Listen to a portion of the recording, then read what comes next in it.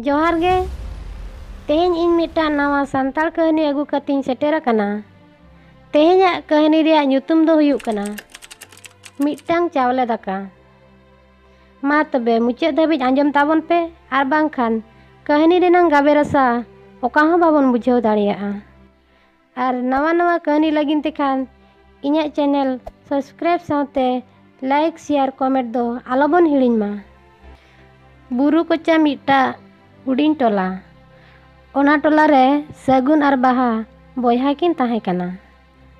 बेड़ा रकाब से दो बुरु आर बेड़ा हसुर से दो बद एतम कोने गाड़ा आड़े ओना तला रे टोला टोला तलाते होर एतम कोने ओड़ा अड़ी नपाय टोला। ओना टोला रे होड़ दो अड़ी कम गे को ताहें कना। टोला रेन होड़ को दो सानाम होड़ गे चासी को ताहें कना।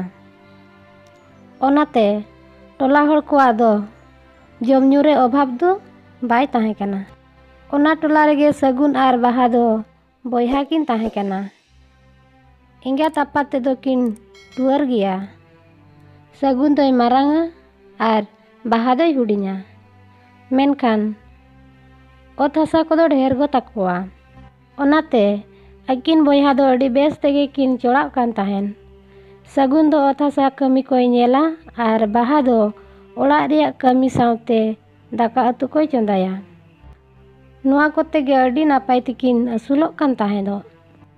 सगुन दो जहाँ ओत हसा कमीते टाका पुइसायाय ओना खोन गे किछि गान दो बाहा बापला लगिद ए दोहोया आर किछि गान दो ओड़ाग ए चोड़ावा। मिद दिन सगुन दो ओड़ाग रे बाय ताहेया। इने हिलोग बाहा हुड़ुय हेडेज तिकी अकाआ। हुड़ु रोहड़ कते ढिंकी रे हुड़ुंग कते दाकाय चंदाया। ओनाते हुड़ु दो सड़क रे तासे कते बाहा दो ओड़ाग रेयाग कमी कोय कमी ताहेज। ओड़ाग रेयाग कमी कोय हुई केते हुड़ु हरे चलावेना। जखोने नेल केद कोआ सिम दो हुड़ु को जमेआ आदोय लागा केद को तायम सिम को दड़ केते मिट्टा सिम दोय ताहेना। उनी सिम दोय साब केदेया ताय कना आपे उनंग गान हुड़ु तीन पे जम अकाआ तेहेñ दुñ गoj मेया आर अड़ु सा इñ रासे मेया। इनक खान गे सिमे लय गद किया इñ दो आलम गजिñा आमाग कमी रे अड़ी गान इñ लक्तिया। बाहाय मेन गद किया आम दो इñाग चेद कमी रे बाम लक्तिया। आदो सिमे मेन गद किया आले नुआ जम सारेज हुड़ु आम दो इदी कते ढिंकी रे हुड़ुंग कते ओना चावले आम मिट्टा कते दिन गे खांजोय में। ओना गे मिट टुकुज दाकाआ आर नुआ कथा आमिन लयाम कना मेनते ओकोय ठेन हो आलम लया बांखानेम गुजुआ। बाहा दो सिमा कथा आंजम कते उनी सिम दोय आड़ाग का दिया आर हुड़ु हर कते ओड़ाग ते इदी केते तायम हुड़ुय हुड़ुंग केते दाकाय चंदा किया। इना तायमे नेल किया मिट टुकुज दाका हाकना। आदो नुआ कथा ओकोय हो बाय लयाद कोआ आर चावले दो ओड़ाग भितिर दानांग से रे दोहो काआ। किछि दिन पोरे आज दादा बाहा दो जावाई केदिया आर जावाई ओड़ाग चला अक्तो बाहा दो ओना खोन गे किछि गान चावले इदी तारा केया।